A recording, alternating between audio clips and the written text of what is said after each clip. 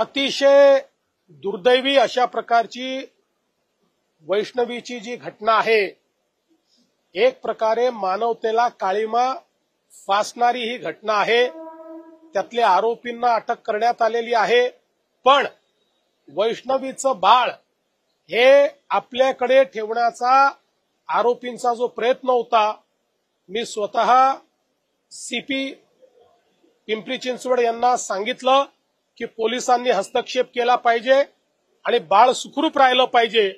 त्या दृष्टीनं पोलिसांनी हस्तक्षेप केलेला आहे आणि हे बाळ वैष्णवीची आई त्यांच्या घराला ते मिळालेलं आहे। आता ते बाळ वैष्णवीच्या वडिलांकडे म्हणजे आजोबांकडे पोहोचलेलं आहे। निश्चितपणे त्या पद्धतीनंच याची चौकशी केली जाईल।